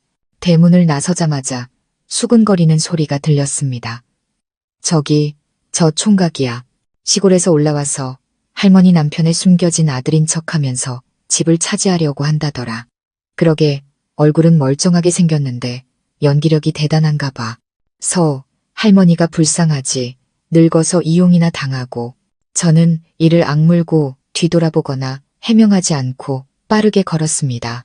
말을 섞을수록 소문만 무성해질 것을 알았기 때문입니다. 집에 돌아와 장 본 것을 내려놓자마자 할머니가 저를 심각한 눈빛으로 바라보셨습니다. 사람들이 내가 너한테 속았다고 하더냐? 저는 고개를 숙였습니다. 네, 별의별 말을 다 하지만 저는 신경 쓰지 않아요. 할머니만 저를 믿어주시면 돼요. 나는 널 믿는다. 할머니는 생각할 필요도 없이 즉시 대답하셨습니다. 하지만 사람들의 마음이 두렵구나. 저는 한숨을 쉬며 주먹을 꽉 쥐어 평정을 유지하려 했습니다. 그리고 방으로 올라가 노트북을 켜고 할머니가 예전에 말씀하셨던 정보들을 다시 찾아보았습니다. 과거에 도대체 무슨 일이 있었기에 사람들이 없는 이야기를 지어내고 저를 출구 없는 분쟁 속으로 끌어들이는지 알아야 했습니다. 제 사방의 낡은 서류들을 뒤지다가 저는 할머니가 2015년에 작성한 유언장 사본을 발견했습니다. 원본은 금고에 보관되어 있었습니다. 저를 경악하게 만든 것은 그 유언장에 적힌 상속인의 이름이 최미영의 아들 김강우라는 사실이었습니다. 저는 그 자리에 얼어붙었습니다. 강우는 바로 그날 미영 씨와 함께 왔던 험상궂은 청년이었습니다. 그는 늘 선글라스를 끼고 침묵하며 아무 말도 하지 않았지만 그의 눈빛이 계산적이고 캐묻는 듯했던 것을 기억합니다. 그렇다면 그는 이 집을 상속받기로 약속되어 있었던 것입니다. 저는 사본을 들고 아래층으로 달려갔습니다. 할머니, 왜 예전에 미영 이모 아들에게 유언장을 써주셨어요? 할머니는 한숨을 쉬셨습니다. 2015년에 내가 계단에서 굴러떨어졌을 때 몸이 너무 약해서 죽는 줄 알았네. 그때 미영이가 유일하게 찾아와서 죽을 좀 가져다 주더군. 나는 그 애가 변한 줄 알고 기뻐서 유언장을 그렇게 썼지. 하지만 나중에야 그 죽에 수면제가 들어있었다는 걸 알았어. 저는 깜짝 놀랐습니다. 네, 그래. 나는 꼬박 하루 밤낮을 정신없이 잤네. 깨어나 보니 방안이 온통 뒤져져 있었고 금고는 부서지고 보석들이 전부 사라졌더군. 미영이에게 전화했지만 받지 않았어. 그때 그 애의 진심을 알았지. 나는 옛 유언장을 파기하고 아무에게도 알리지 않았네. 저는 주먹을 꽉 쥐었습니다. 속에서 분노가 끓어올랐습니다. 경찰에 신고할게요. 아니다. 할머니는 고개를 저으셨습니다. 일을 크게 만들고 싶지 않았어. 하지만 이제 그들이 너를 고소한다면 이야기가 다르지. 나는 모든 것을 말할 걸세. 다음 날 아침 경찰서는 새로운 고소건을 명확히 하기 위해 저를 다시 한번 소환했습니다. 하지만 이번에는 제가 완벽하게 준비했습니다. 어머니의 확인서와 출생증명서 발췌본 외에도 할머니의 서명과 공증이 있는 옛 유언장 사본, 그리고 2015년 사건에 대한 할머니의 증언 녹음 파일까지 가져갔습니다. 미영 씨가 아들 강우와 함께 왔을 때 두 사람은 기세등등했습니다. 우리는 어디서 굴러먹던 놈이 와서 전 재산을 차지하는 걸 용납할 수 없습니다. 이 집은 제 언니의 집이고 우리 가문의 것입니다. 저는 태연하게 노트북을 열고 녹음 파일을 재생했습니다. 서윤이는 과거 최미영에게 수면제가 든 죽을 받아먹고 내가 아픈 틈을 타 재산을 뒤진 사실이 있음을 확인합니다. 나는 2015년 유언장을 스스로 파기하고 새 유언장을 작성했습니다. 내가 전적으로 신뢰하고 모든 것을 맡기는 사람은 박진우 씨의 아들 김민준입니다. 강호가 달려와 컴퓨터를 끄려 했지만 경찰관에게 제지당했습니다. 모두가 침묵했습니다. 미영 씨의 얼굴은 창백해졌고 이마에는 식은땀이 흘렀습니다. 그녀는 더듬거리며 말했습니다. 나는 몰라요. 그런 짓 안 했어요. 2015년 병원 CCTV를 확인할 필요가 있을까요? 제가 짧게 물었습니다. 강호가 소리쳤습니다. 저 할망구가 노망이 났어. 저런 말을 어떻게 믿어? 할머니가 노망이 나셨다면 어떻게 법적으로 유효한 유언장을 다시 작성하실 수 있었을까요? 공증인의 확인, 정신과 의사의 행위 능력 확인까지 다 받았습니다. 경찰관이 미영 씨 쪽으로 돌아섰습니다. 동의하지 않으시면 이 사건을 상급기관으로 이첩하여 무고 및 재산 갈취 혐의로 조사하겠습니다. 어머니는 복도 의자에 앉아 기다리시다가 모든 것을 듣고 울음을 터뜨리셨습니다. 저는 어머니의 어깨를 감싸며 조용히 말했습니다. 다 괜찮아질 거예요. 약속해요. 그날 오후 저는 할머니를 모시고 집 근처 공원을 산책했습니다. 몇 년 만에 처음으로 할머니는 밖으로 나와 햇살을 맞고 구름 한 점 없는 맑은 하늘을 바라보며 마음을 놓으셨습니다. 이제 우리는 더 이상 걱정할 필요가 없는 거겠지? 네, 걱정하지 마세요. 할머니 곁에는 제가 있고 할머니는 자격 있는 사람이 마침내 보호받는다는 걸 아셨으니까요. 저는 할머니의 손을 잡았습니다. 할머니의 손은 야위고 주름졌지만 따뜻했습니다. 제가 평생 잊지 못할 온기였습니다. 폭풍이 지나간 후 삶은 점차 평온을 되찾았습니다. 사람들은 여전히 제 등 뒤에서 수군거렸지만 저는 더 이상 신경 쓰지 않았습니다. 저를 믿어주어야 할 사람, 할머니와 어머니가 모두 제 편에 서주셨기 때문입니다. 그것만으로도 충분하다고 생각했습니다. 하지만 인생은 때때로 선물처럼 혹은 과거로부터 온 뒤늦은 메시지처럼 예상치 못한 일들을 우리 앞에 놓아둡니다. 그날 할머니는 제게 아무도 손대지 않았던 다락방을 정리해달라고 하셨습니다. 할머니는 진우 씨가 세상을 떠난 후 그곳에 발을 들여놓을 용기가 없었다고 했습니다. 그의 옛 물건들은 모두 시간의 두꺼운 먼지를 뒤집어 쓴 채 그대로 보관되어 있었습니다. 저는 삐걱거리는 나무 사다리를 타고 낡은 다락방으로 올라갔습니다. 오래된 물건, 낡은 종이, 옛 옷에서 나는 특유의 곰팡내의 얼굴을 찌푸렸습니다. 저는 손전등을 켜고 주위를 둘러보았습니다. 다락방 한가운데에는 낡은 나무, 괴짝이 있었습니다. 자물쇠는 녹슬어 있었습니다. 저는 드라이버로 뚜껑을 열려고 애썼습니다. 몇 분 후 괴짝이 펑 소리를 내며 열렸고 먼지가 뭉게뭉게 피어올랐습니다. 안에는 책과 낡은 양복 몇 벌, 젊은 시절의 가족 앨범, 그리고 파란 비단천에 소중하게 쌓인 작은 봉투가 있었습니다. 봉투 위에는 단정한 글씨로 이렇게 적혀 있었습니다.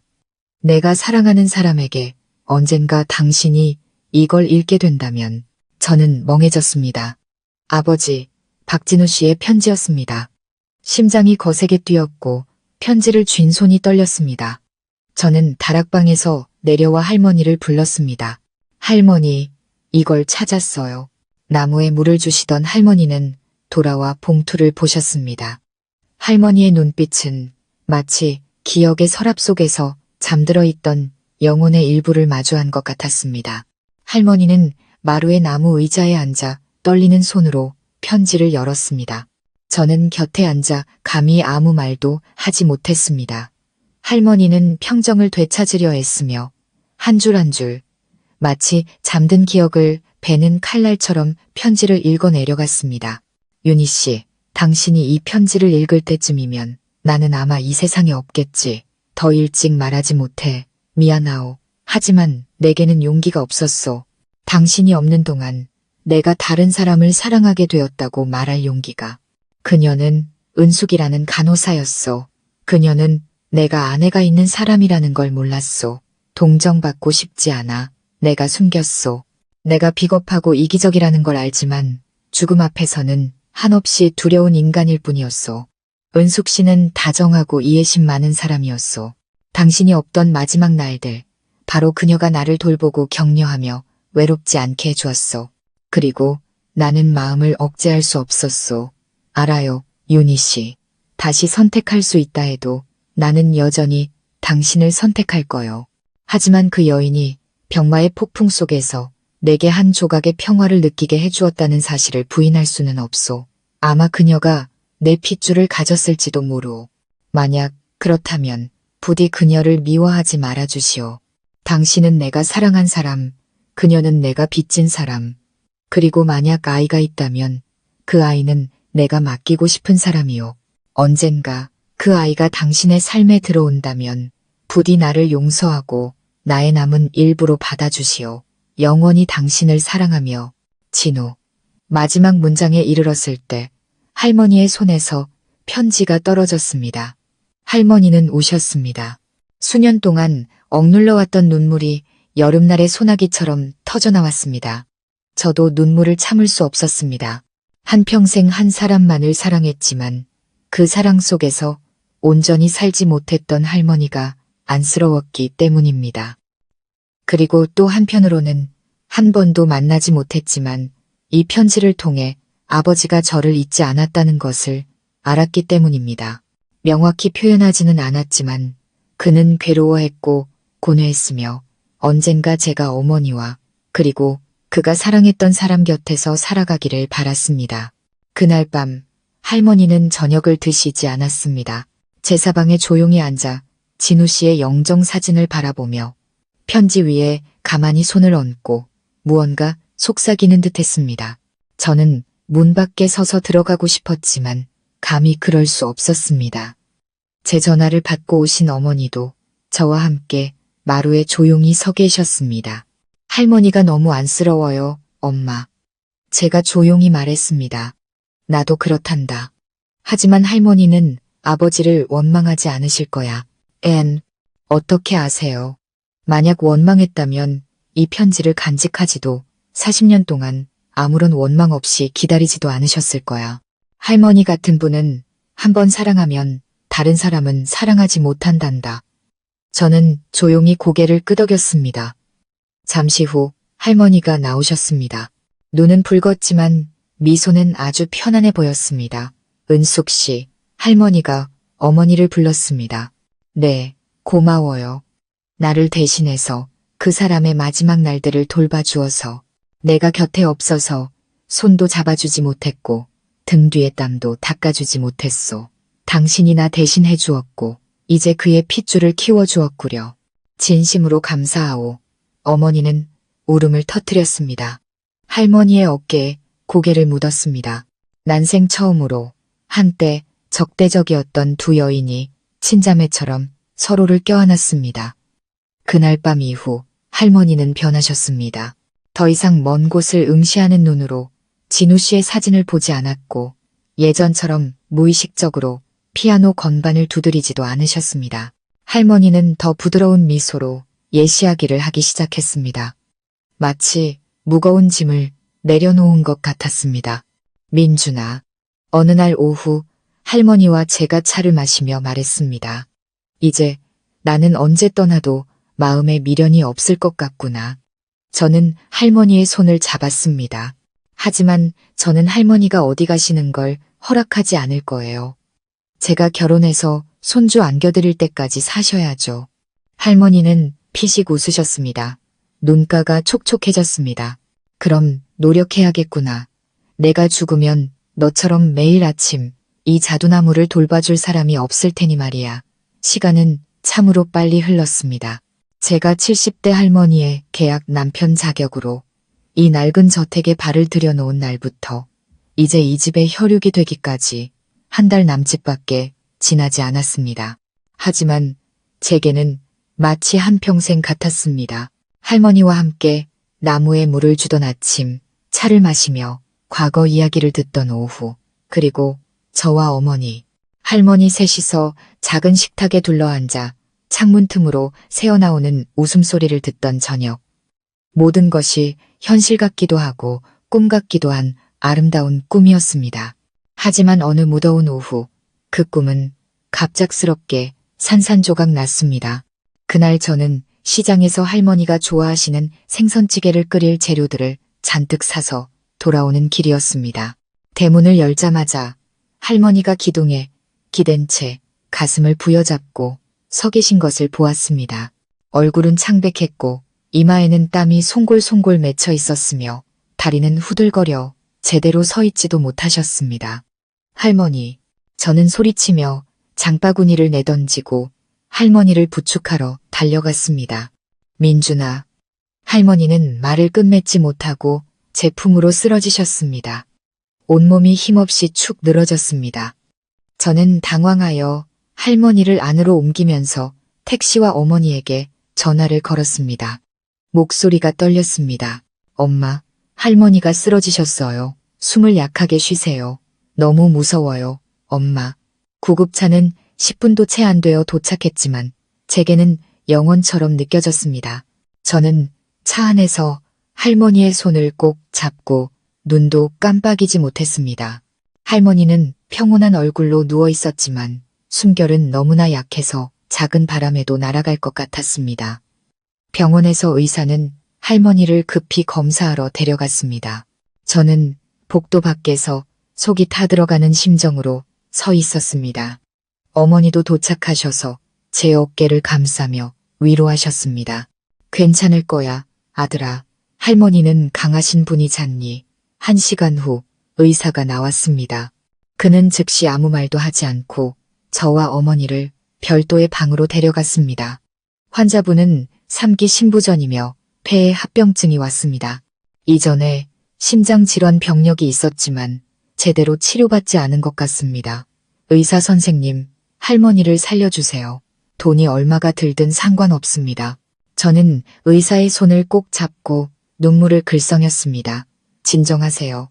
저희도 최선을 다하겠지만 환자분께서 남기실 말씀이 있다면 마음의 준비를 하시는 게 좋겠습니다. 저는 그 자리에 얼어붙었습니다. 어머니는 울음을 터뜨리셨습니다. 안 돼. 나는 준비가 안 됐어. 할머니를 잃을 수 없어. 진심으로 할머니라고 부른 지 얼마 되지도 않았는데 40년 동안 나를 기다려온 분이 이제 나를 떠나려고 하신다고. 사흘 동안 할머니는 중환자실에 계셨습니다. 저는 매일 침대 곁을 지키며 얼굴을 닦아드리고 손을 주물러드리고 옛날 할머니가 진우 씨에게 읽어주셨던 것처럼 책을 읽어드렸습니다. 저는 그의 영혼이 듣고 할머니를 제 곁에 머물게 해주기를 바랐습니다. 셋째 날 밤 어머니가 잠시 죽을 사러 가셨을 때 할머니가 갑자기 눈을 뜨셨습니다. 눈빛은 흐릿했지만 희미한 빛이 있었습니다. 민준아. 할머니가 제 이름을 불렀습니다. 할머니, 저 여기 있어요. 여기요. 저는 기뻐서 할머니의 손을 잡고 뺨에 갖다 댔습니다. 할머니는 저를 오랫동안 바라보다가 조용히 속삭였습니다. 나쁜 사람들 손에 이 집이 넘어가게 하지 말 거라. 나를 자두나무 아래에 묻어다오. 저는 목이 메어 울음을 터뜨렸습니다. 그런 말씀 마세요. 할머니는 오래오래 사실 거예요. 제가 어디 못 가게 할 거예요. 할머니는 희미하게 미소 지으셨지만 갑자기 혼수 상태에 빠지신 듯 중얼거리기 시작했습니다. 진우 씨, 가지 마요. 나 무서워요. 혼자는 무서워요. 저는 그 말을 듣고 가슴이 미어졌습니다. 평생을 강하게 살아오신 분이 이제 작고 연약하며 가장 외로운 모습으로 돌아가고 있었습니다. 제가 여기 있잖아요. 할머니, 저 민준이에요. 진우 씨의 핏줄이요. 할머니는 더 이상 혼자가 아니에요. 할머니는 늦어름의 민들레 씨앗처럼 가볍게 미소 지으셨습니다. 다음 날 새벽, 할머니는 위기를 넘기셨습니다.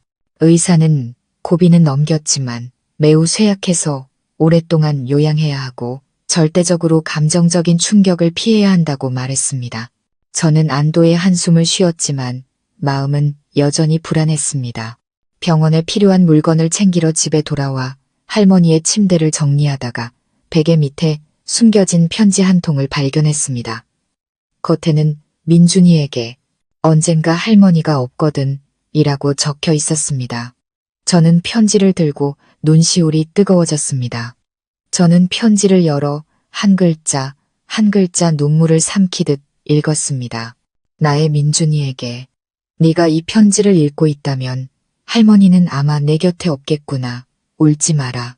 할머니는 충분히 살았고 무엇보다 평생을 기다려온 손주와 마지막 날들을 함께 보낼 수 있었으니까. 처음 며칠 동안 너에게 상처를 주었던 것을 사과한다. 하지만 할머니는 너무 많은 기억을 짊어진 여자였단다. 네가 왔을 때 사랑해야 할지 두려워해야 할지 몰랐어. 하지만 이제는 안다.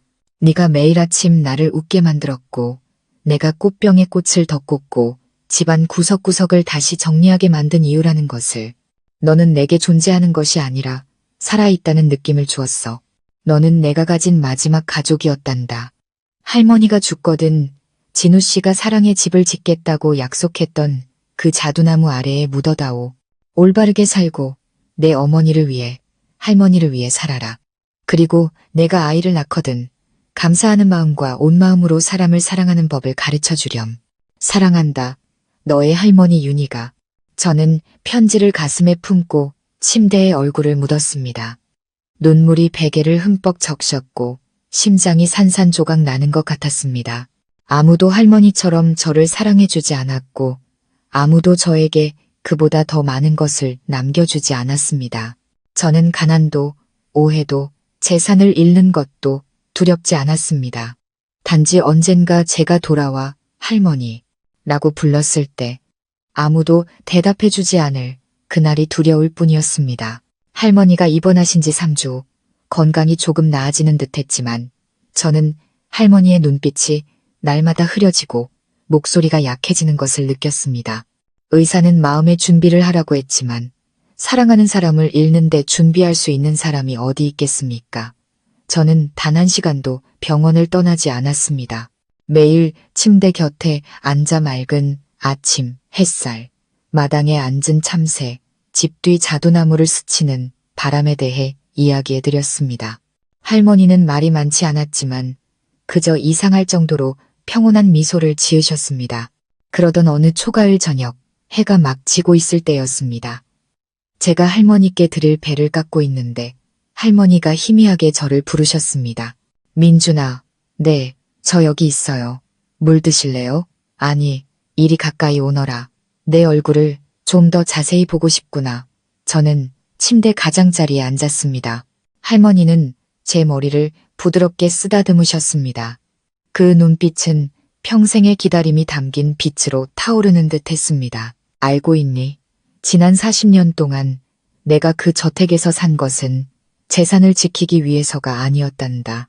누군가 문을 열고 들어와 내게 할머니, 저 민준이에요 라고 말해주기를 기다리기 위해서였어. 저는 울음을 터뜨렸습니다. 그런 말씀 마세요. 제가 돌아왔잖아요. 평생 할머니를 모실 거예요. 할머니는 제 손을 부드럽게 쥐었습니다. 나는 충분히 살았어. 이제는 진우 씨를 더 이상 기다리게 하지 않고 싶구나. 그리고 할머니는 눈을 감으셨습니다. 긴 한숨도 유언도 없이. 단지 제 손 위에 놓인 할머니의 손이 점점 차가워질 뿐이었습니다. 할머니의 장례식은 할머니가 평생을 살고 사랑하고 미워하고 용서했던 바로 그 저택에서 치러졌습니다. 저는 상복을 입고 조문객을 맞았고 찾아온 모든 이들이 조용히 눈물을 흘렸습니다. 차갑고 다가가기 어렵다고 소문났던 한 할머니가 다른 사람들 마음에 그토록 많은 슬픔을 남길 수 있다는 것을 아무도 예상하지 못했습니다. 동네 주민들이 많이 찾아왔습니다. 한때 저를 비웃고 제비라고 불렀던 사람도 있었습니다. 이제 그들은 할머니의 영정 앞에 와서 어색하게 흰 국화를 놓고는 합장하며 사과했습니다. 어머니는 장례 내내 제 곁에 서 계셨습니다. 어머니의 얼굴은 이상할 정도로 평온했습니다. 저는 어머니가 무너지지 않으려고 애쓰고 있다는 것을 알았습니다. 어머니 역시 할머니를 가족의 일부로 여기셨기 때문입니다. 7일째가 막 시작되려 할 때 낯선 여인이 나타났습니다. 40대쯤으로 보이는 검은 한복을 입고 흰 국화 바구니를 든 여인이었습니다. 저는 서윤이 어르신의 옛 지인입니다. 향 하나만 올리게 해주십시오. 제가 고개를 끄덕이자 그녀는 다가와 영정 앞에 무릎을 꿇고 제단 위에 봉인된 편지 한 통을 올려놓았습니다. 궁금했지만 묻지 않았습니다. 향을 올린 후 그 여인은 저를 돌아보았습니다. 당신이 민준 씨. 네, 맞습니다. 할머니를 아시는 분이신가요? 알고 있을 뿐만 아니라 평생 그분께 도움을 받았습니다. 제가 어리둥절한 표정을 짓자 그녀는 말을 이었습니다. 제 이름은 향기입니다. 예전에 이곳에서 일하시던 가사도우미 아주머니의 딸이었죠. 제가 고아가 되었을 때 서윤이 할머니께서 저를 양딸로 삼아 학교에 보내주시고 먹여주고 재워주셨습니다. 18살에 집을 떠났지만 그 은혜를 한 번도 잊은 적이 없습니다. 저는 감동했습니다. 할머니는 누구에게도 이 이야기를 하지 않으셨습니다. 할머니는 드러내는 것을 원치 않으셨어요. 선행을 하려거든 공을 내세우지 말라고 하셨죠. 하늘이 듣고 그 공을 거두어 갈까 봐요. 그 여인은 미소 짓고는 꽃바구니에서 낡은 천으로 싼 수첩을 꺼냈습니다. 이것은 할머니의 수첩입니다. 여기에는 할머니께서 도와주셨던 사람들의 명단이 적혀 있어요. 학비, 병원비, 화재로 집을 잃은 사람, 부모를 잃은 아이들까지요. 저는 수첩을 열고 가슴이 떨렸습니다.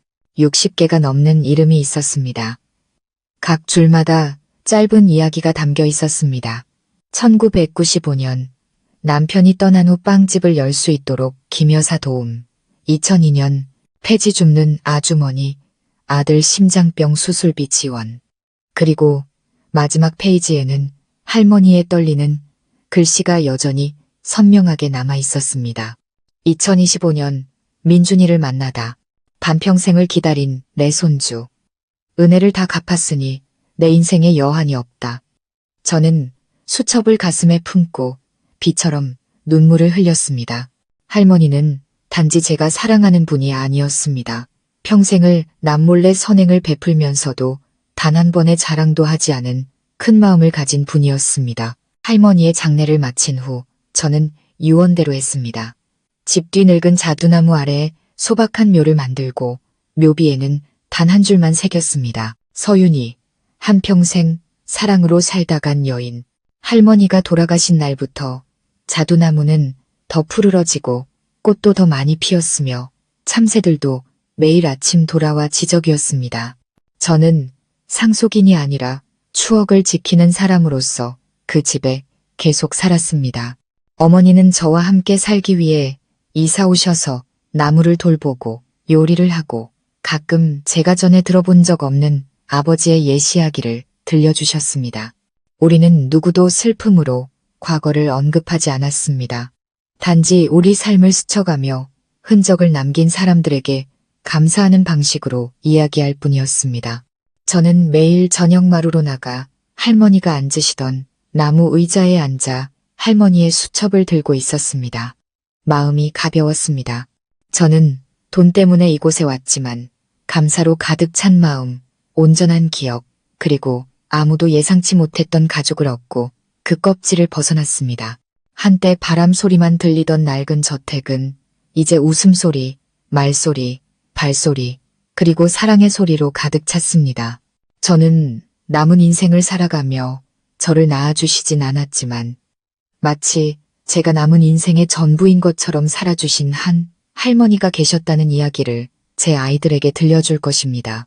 시청자 여러분, 오늘 이야기는 가난한 청년의 희생이나 과거 속에 갇혀 살던 한 여인의 조용한 사랑에서 그치지 않습니다. 이는 물질, 편견, 그리고 시간을 뛰어넘는 진정한 감정의 가치를 일깨워주는 이야기이기도 합니다. 이끼 낀 저택에 갇혀 기이하게만 보였던 서윤희 할머니는 우리에게 사랑과 용서에 대한 교훈을 남겼습니다. 돈 때문에 절망했던 대학생 민주는 결국 할머니의 인생에 마지막 빛을 가져다 준 사람이 되었습니다. 이 이야기를 통해 우리는 겉모습이나 현재의 상황만으로 누군가를 섣불리 판단해서는 안 된다는 것을 배울 수 있습니다.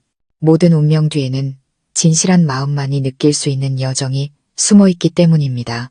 상대방이 알아주든 알아주지 않든 사랑을 주는 것을 두려워하지 마십시오.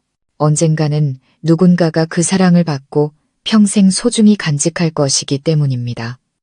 그리고 가장 중요한 것은 매일 올바르게 살아가는 것입니다. 오늘 우리가 뿌린 씨앗이 길 잃은 누군가를 내일 올바른 길로 이끌어주는 다리가 될 수 있으니까요. 오늘 이야기에서 무언가를 느끼셨다면 잠시 시간을 내어 저희 가족 이야기 채널을 구독해 주십시오. 저희가 어르신들을 위한 따뜻하고 인간적인 이야기를 계속해서 들려드릴 수 있는 큰 힘이 될 것입니다. 수많은 풍파를 겪으면서도 여전히 사랑 가득한 마음을 간직한 모든 분들을 위해 시청해 주셔서 감사합니다. 부디 매일 건강하고 평안하시기를 바랍니다.